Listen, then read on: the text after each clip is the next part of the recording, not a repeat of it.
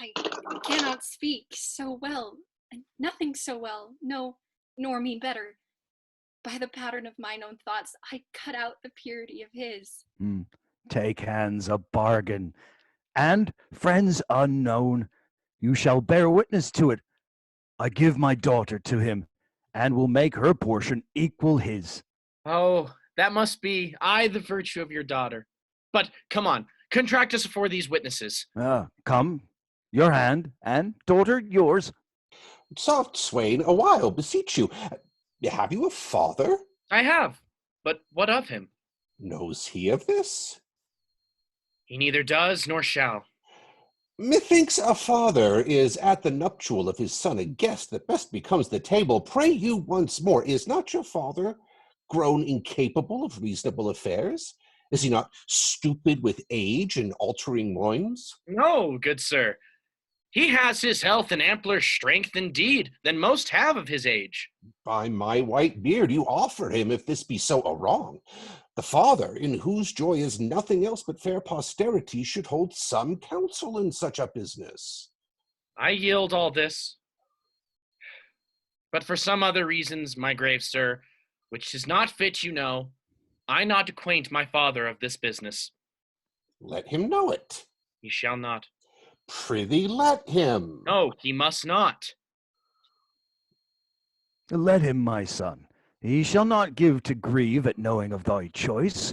Come, he must not. Mark our contract. Mark your divorce, young sir, whom son I dare not call. Thou art too base to be acknowledged. Thou a scepter's heir that thus affects the sheep-hook? Thou old traitor, I am sorry that by hanging thee I can but shorten thy life 1 week. And thou, fresh piece of excellent witchcraft, who of force must know the royal fool thou copest with. Oh, my heart! I'll have thy beauty scratched with briars and made more homely than thy state. For thee, fond boy, if I may ever know thou dost but sigh that thou shalt no more than see this knack, as never, I mean, thou shalt, will bar thee from succession. And you, enchantment, worthy enough a herdsman, if henceforth thou these rural latches to his entrance open, or hoop his body more with thy embraces, I will devise a death as cruel for thee as thou art tender to it. Polixenes exits. Even here undone. I was not much afeard, for once or twice I was about to speak and tell him plainly. The self-same sun that shines upon his court hides not his visage from our cottage, but looks on alike. Would you please, sir, be gone? I told you what would come of this dream of mine. Being now awake, I'll queen it no inch farther, but milk my ewes and weep. Why, how now, father? Speak ere thou diest. I cannot speak, nor think, nor dare to know that which I know. Oh, sir, you have undone a man of 83 that thought to die upon the bed my father died, to lie close by his honest bones. But now some hangman must put on my shroud, and lay me where no priest shovels in dust. Oh, cursed wretch, that knewest this was the prince! Undone, undone. If I might die within this hour, I have lived to die when I desire. The shepherd exits. Why look you so upon me? I am but sorry, not afeard, delayed, but nothing altered. Gracious, my lord, you know your father's temper. Then till the fury of his highness settle, come not before him. I not purpose it, I think. Camillo? Even he, my lord. How often have I told you 'twould be thus? How often said my dignity would last but till we're known? It cannot fail but by the violation of my faith. Lift up thy looks. From my succession wipe me. Father, I am heir to my affection. This is desperate, sir. So call it. But it does fulfill my vow. I must think it honestly, Camillo. Not for Bohemia, nor the pomp that may be there it gleaned, for all the sun sees or the close earth wombs, will I break my oath to this my fair beloved. Let myself and fortune tug for this time to come. This you may know, and so deliver. I am put to sea with her whom I here cannot hold on shore, and most opportune to our need, I have a vessel rides fast by, but not prepared for this design. Hark, Perdita. My lord. I'll hear you by and by. He's irremovable, resolved for flight. Now were I happy if his going I could frame to serve my turn, purchase the sight again of dear Cecilia and that unhappy king, my master, whom I so much thirst to see. Now, good Camillo, I am so fraught with curious business that I leave out ceremony. Sir, I think you have heard of my poor services in the love that I have borne your father. Very nobly have you deserved it. It is my father's music to speak your deeds. Well, my lord, if you may please to think I love the king, and through him what is nearest to him, which is your gracious self, embrace but my direction. I'll point you where you shall have such receiving as shall become your highness, where you may enjoy your mistress, marry her, and with the best endeavors in your absence, your discontenting father strive to qualify and bring him up to liking. How, Camillo? May this, almost a miracle, be done? Have you thought on a place whereto you'll go? Not any yet. Then list to me. Make for Cecilia, and there present yourself and your fair princess. For so I see she must be. For Leontes, she shall be inhabited as it becomes the partner of your bed. Worthy Camillo, what color for my visitation shall I hold up before him? Sent by the king your father to greet him and to give him comforts. Sir, what you as from your father shall deliver, things known betwixt us three, I'll write you down. He shall not perceive, but you speak his very heart. But, oh, Camillo, how shall we do? We are not furnished like Bohemia's son, nor shall appear in Sicilia. My lord, fear none of this. It shall be so my care to have you royally appointed as if the scene you play were mine.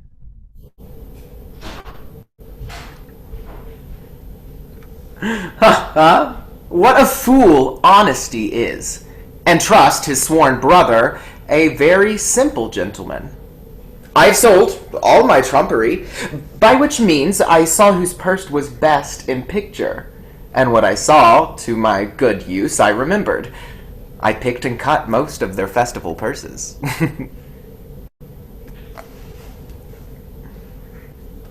Nay, but my letters, by this means being there so soon as you arrive, shall clear that doubt. And those that you'll procure from King Leontes? Shall satisfy your father. Who have we here? I am a poor fellow. Why be so still? Here's nobody will steal from thee. Yet for the outside of thy poverty we must make an exchange. Therefore discase thee instantly and change garments with this gentleman. I am a poor fellow, ma'am. I know you well enough. Nay, prithee, dispatch. This gentleman is half flayed already. Are you in earnest? Dispatch, I prithee. Unbuckle. Unbuckle. Florizel and exchange garment. Fortunate mistress, take your sweetheart's hat and pluck it over your brows. Now dismantle you, and as you can, disliken the truth of your own seeming. I see the play so lies, and that I must bear a part. No remedy. Have you done there? Should I now meet my father? He would not call me son. Nay, you shall have no hat. Farewell. Here. Farewell, my friend. Adieu. Oh, Perdita, what have we twain forgot? Pray you, a word.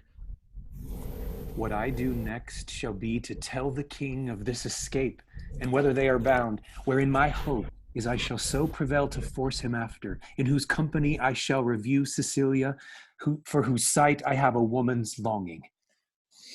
Fortune speed us.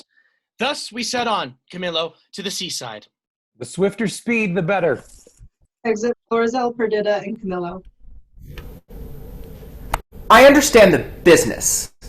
I hear it. To have an open ear, a quick eye, and a nimble hand is necessary for a cut purse. The prince himself is about a piece of iniquity, stealing away from his father with his clog at his heels. If I thought it were a piece of honesty to acquaint the king withal, I would not do it. Aside. Here is more matter for a hot brain. See what a man you are now. There is no other way but to tell the king she's a changeling and none of your flesh and blood. Nay, but hear me. Nay, but hear me. Go to then. She being none of your flesh and blood has not offended the king, and so your flesh and blood is not to be punished by him. Show these things you found about her, those secret things. This being done, let the law go whistle, I warrant you. I will tell the king all, every word, yea, and his son's pranks too, who, I may say, is no honest man to go about to make me the king's brother-in-law. Very wisely, puppies. Well, let us to the king. There is that in this fardel will make him scratch his beard. Though I am not naturally honest, I am so sometimes by chance. Let me pocket up my peddler's excrement. How now, rustics? Whither are you bound? To the palace, and it like your worship. Your affairs there, what, with whom, the condition of that fardel, your names, your ages, of what having, breeding, and anything that is fitting to be known, discover. We are but plain fellows, sir. A lie. You are rough and hairy. Are you a courtier, and like you, sir? Huh. Whether it like me or no, I am a courtier. Seest thou not the heir of the court in those enfoldings? I am a courtier cap-a-pay, whereupon I command thee to open thy affair. My business, sir, is to the king. What advocate hast thou to him? I know not, and it like you. Advocate's the court word for pheasant, say you have done. None, sir, I have no pheasant, cock nor hen. How blessed are we that are not simple men. The fardel there? What's in the fardel? Wherefore that box? Sir, there lies such secrets in this fardel and box which none must know but the king, and which he shall know within this hour if I may come to speech of him. Age, thou hast lost thy labor. The king is not at the palace. He has gone aboard a new ship to purge melancholy. Thou must know the king is full of grief. So 'tis said, sir, about his son that should have married a shepherd's daughter. If that shepherd be not in hand fast, let him fly. The curses he shall have, the tortures he shall feel, will break the back of a man, the heart of a monster. Some say he shall be stoned, but that death is too soft for him, I say. Has the old man e'er a son, sir? Do you hear? Ain't like you, sir. He has a son who shall be flayed alive, then anointed over with honey, set on the head of a wasp's nest, then stand till he be. But what talk we of these traitory rascals whose mysteries are to be smiled at? Tell me, what have you to the king? Being something gently considered, I'll bring you where he is aboard, tender your persons to his presence, and if it be in man to effect your suits, here as man shall do it. He seems to be of great authority. Close with him. Give him gold, and though authority be a stubborn bear, yet he off the left. Remember, stoned and flayed alive. And it please you, sir, to undertake the business for us. Here is the gold I have. I'll make it as much more and leave this young man in pawn till I bring it you. After I have done what I promised? Aye, sir. Well, give me the moiety. I will trust you. Walk before toward the seaside. Go on the right hand. I will but look upon the hedge and follow you. We are blessed in this man, as I may say, even blessed. Let's be for as he bids us. He was provided to do us good. Exit shepherd and clown. If I had a mind to be honest, I see fortune would not suffer me. She drops booties in my mouth. I will bring these two blind puppies aboard the prince's ship. If he think it fit to shore them again, and that the complaint they have to the king concerns him nothing, let him call me rogue. To the prince I will present them. There may be a promotion in it. Exit Act 5, Scene 1, a room in Leontes' palace. Enter Leontes, Clemenes, Dion, Paulina, and servants. Sir, you have done enough and have performed a saint-like sorrow. No fault could you make which you have not redeemed. At the last, do as the heavens have done. Forget your evil. With them forgive yourself. Whilst I remember her and her virtues, I cannot forget my blemishes in them, which was so much that ereless it hath made my kingdom and destroyed the sweetest companion that e'er man bred his hopes out of. True, too true, my lord. If one by one you wedded all the world, or from the all that are took something good to make a perfect woman, she you killed would be unparalleled. I think so. Killed, she I killed, I did so. It is as bitter upon thy tongue as in my thought. Now, good now, say so but seldom. Not at all, good lady.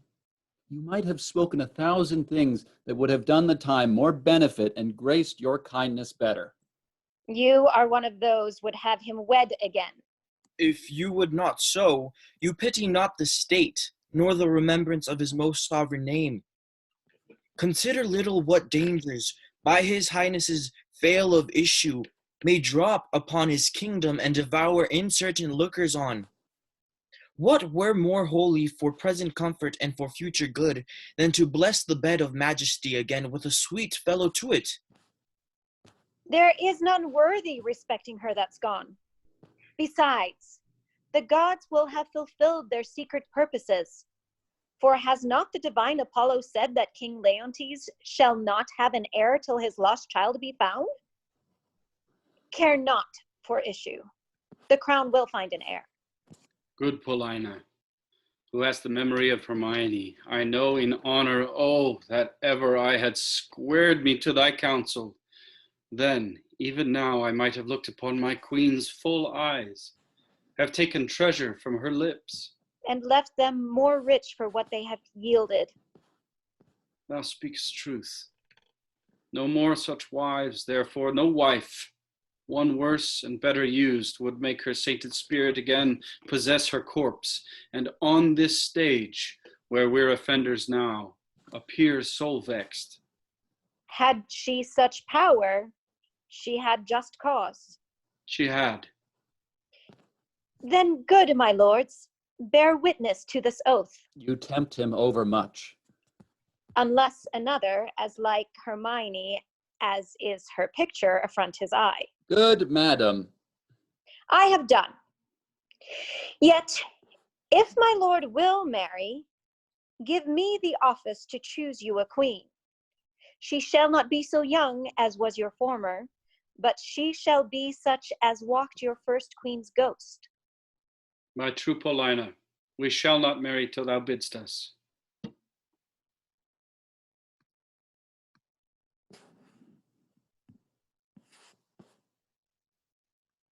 One that gives him out himself Prince Florizel, son of Polixenes, with his princess. She, the fairest I have yet beheld, desires access to your high presence. What's with him? He comes not like to his father's greatness. His approach, so out of circumstance and sudden, tells us 'tis not a visitation framed, but forced by need and accident. What train? But few, and those but mean. His princess, say you, with him? Aye, the most peerless piece of earth, I think, that e'er the sun shone bright on. Go, Cleomenes, yourself assisted with your honored friends, bring them to our embracement. Still, 'tis strange. Exit Cleomenes. He should steal upon us. Had our prince, jewel of children, seen this hour, he had paired well with this lord. There was not a full month between their births. Prithee, no more, cease. Thou know'st he dies to me again when talked of. They are come. Re-enter Cleomenes and others with Florizel and Perdita. Your mother was most true to wedlock, prince, for she did print your royal father off, conceiving you, most dearly welcome, and your fair princess, goddess. Oh, alas, I lost a couple that twixt heaven and earth might thus have stood begetting wonder as you, gracious couple, do. And then I lost all mine own folly, the society, amity too, of your brave father, whom I desire my life once more to look upon.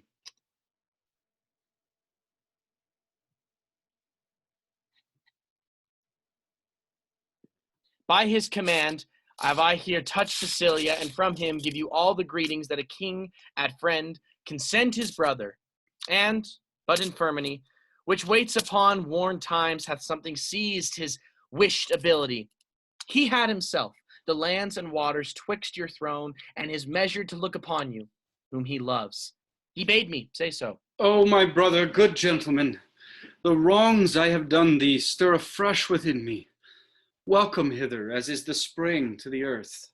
And hath he too exposed this paragon to the fearful usage of the dreadful Neptune, to greet a man not worth her pains? Good my lord, she came from Libya. Where the warlike Smalus, that noble honored lord, is feared and loved? Most royal, sir, from thence, from him, whose daughter his tears proclaimed his, parting with her, thence, a prosperous south wind friendly we have crossed, to execute the charge my father gave me for visiting your highness. My best train I have from your Sicilian shores dismissed, who for Bohemia bend, to signify not only my success in Libya, sir, but my arrival and my wife's in safety, here where we are. The blessed gods purge all infection from our air whilst you do climate here. You have a holy father, a graceful gentleman, against whose person I have done sin. Your father's blessed with you, worthy his goodness. Enter a lord. Most noble sir, that which I shall report will bear no credit, were not the proof so nigh. Please you, great sir, Bohemia greets you from himself by me, desires you to attach his son who has his dignity and duty both cast off, fled from his father, from his hopes, and with a shepherd's daughter. Where's Bohemia? Speak! Here in your city. I now came from him to your court in the chase, it seems. Of this fair couple, meet he on the way the father of this seeming lady and her brother, having both their country quitted with this young prince. Camillo has betrayed me. Lay it so to his charge. He's with the king your father. Who? Camillo? Camillo, sir. I spake with him, who now has these poor men in question. Bohemia stops his ears and threatens them with divers threats in death. Oh, my poor father, the heavens set spice upon us. We'll not have our contract celebrated. You are married? We are not, sir, nor are we like to be. My lord, is this the daughter of a king? She is, when once she is my wife. That once, I see by your good father's speed, will come on very slowly. I am sorry, most sorry you have broken from his liking, and as sorry your choice is not so rich in worth as beauty, that you might well enjoy her. Dear, look up. Though fortune, visible an enemy, should chase us with my father, power no jot hath she to change our loves. Beseech you, sir, remember since you owe no more time new than I do now, with thought of such affections. Step forth, mine advocate. At your request, my father will grant you precious things as trifles. Would he do so, I'll beg your precious mistress, which he counts but a trifle. Sir, my liege, your eye hath too much youth in it. Not a month before your queen died, she was more worth such gazes than what you look on now. I thought of her even in these looks I made, but your petition is yet unanswered. I will to your father, your honor not overthrown by your desires. I am friend to them and you, upon which errand I now go toward him. Therefore follow me. Exit. Scene 2, before Leontes' palace. Enter Autolycus and Cleomenes. Beseech you, sir, were you present at this relation? I was by at the opening of the fardel, in it the mantle of Queen Hermione, her jewel about the neck of it, letters of Antigonus found with it, which they know to be his character. Heard the old shepherd deliver the manner how he found it, whereupon, after a little amazedness, we were all commanded out of the chamber. Here comes a gentleman that haply knows more. The news, Rogero? Nothing but bonfires. The oracle is fulfilled. The king's daughter is found. Such a deal of wonder is broken out within this hour that ballad makers cannot be able to express. Has the king found his heir? Most true. If ever truth were pregnant by circumstance, all evidence proclaim her with certainty to be the king's daughter. Did you see the meeting of the two kings? No. No. Then you have lost sight which was to be seen. There might you have beheld one joy crown another. Our king, being ready to leap out of himself for joy of his found daughter, as if that joy were now become a loss, cries, "Oh, thy mother, then asks Bohemia forgiveness, then embraces his son-in-law. I have never heard of such another encounter." What, pray you, became of Antigonus that carried hence the child? Like an old tale still. He was torn to pieces with a bear. This avouches the shepherd's son. What became of his bark and his followers? Wrecked the same instant of their master's death.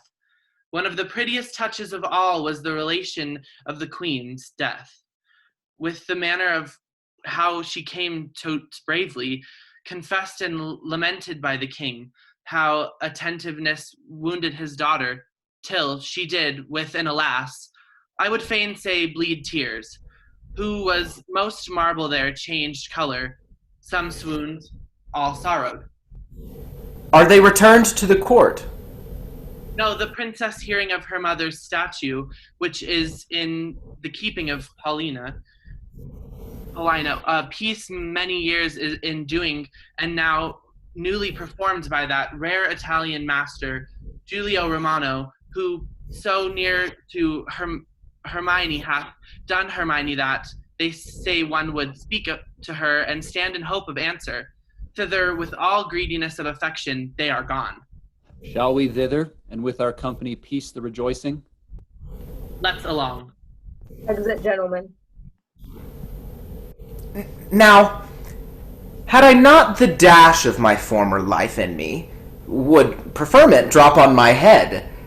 I brought the old man and his son aboard the prince's ship, told him I heard them talk of the fardel, and I know not what, but he at the time over fond of the shepherd's daughter.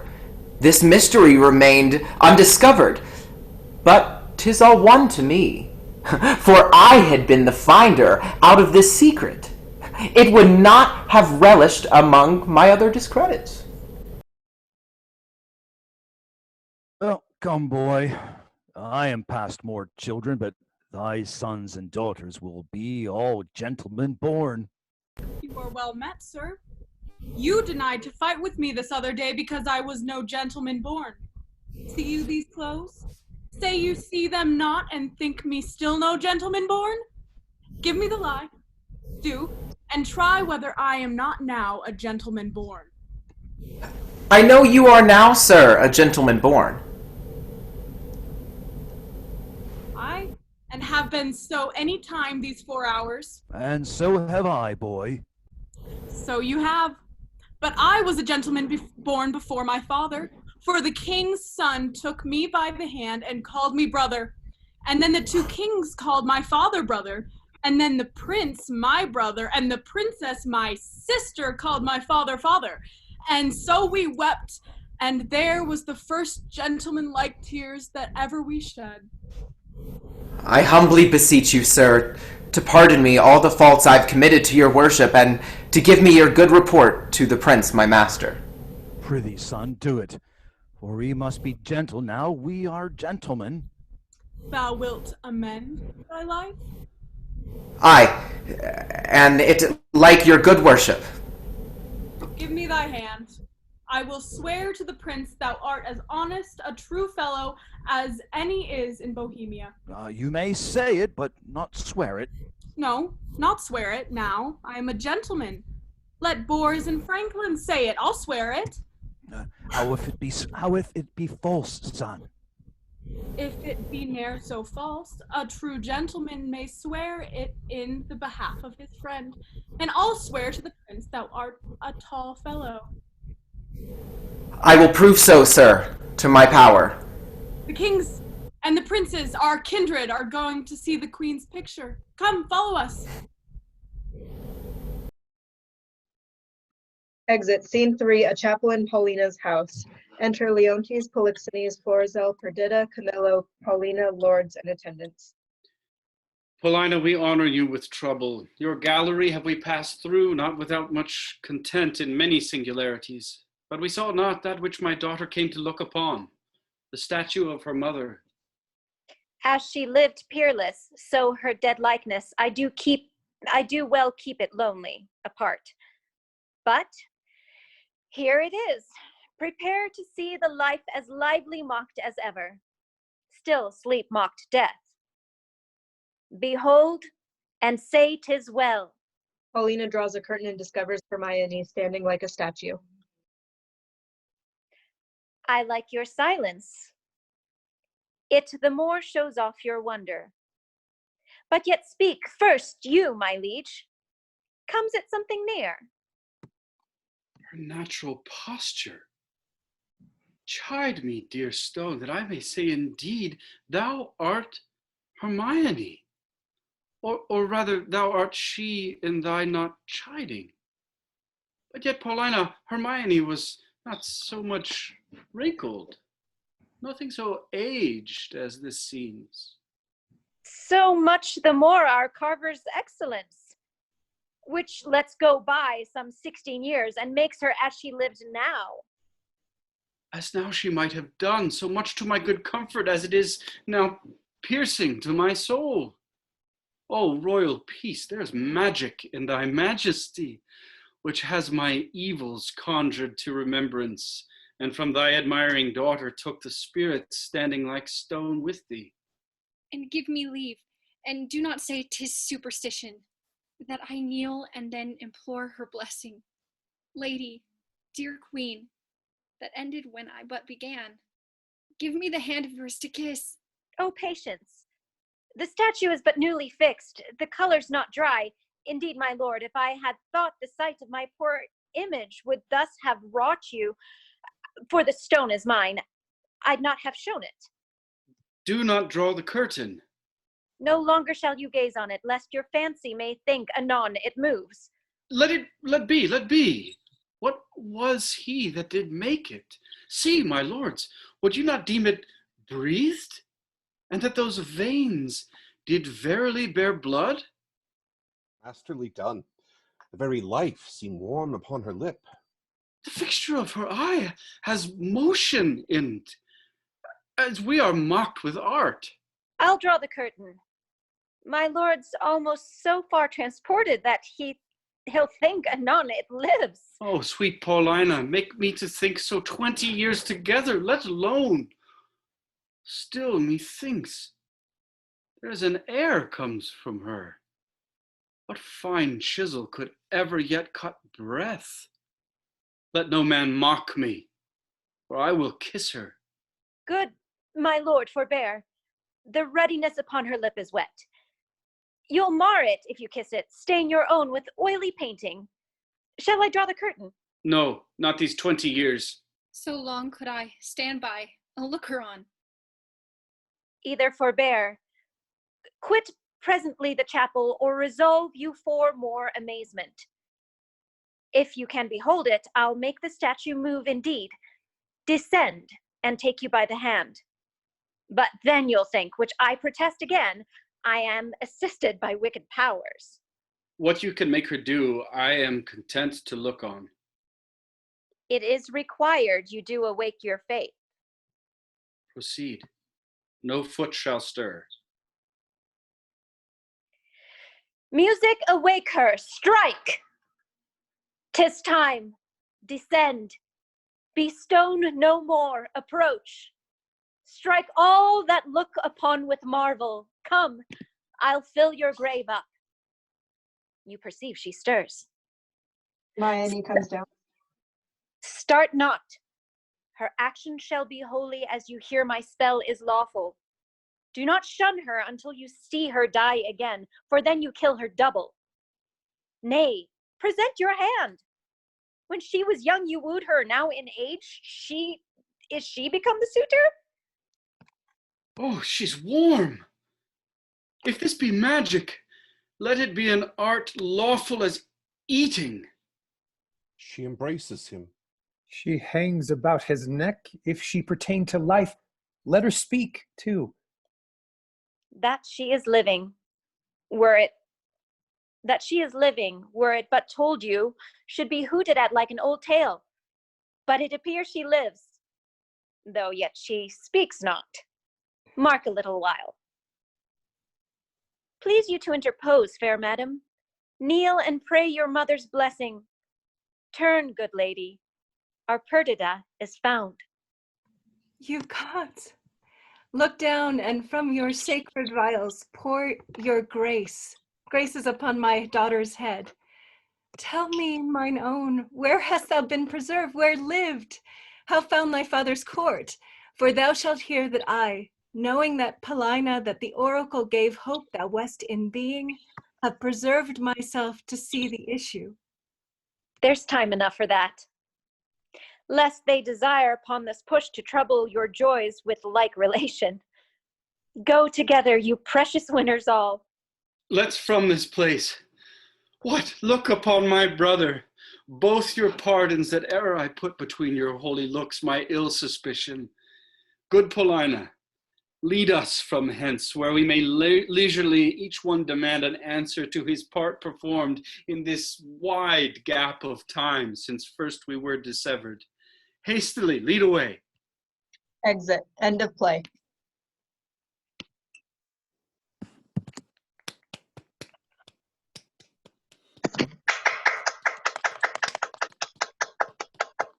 Woohoo! Woo! All right. Well, thank you everybody so much.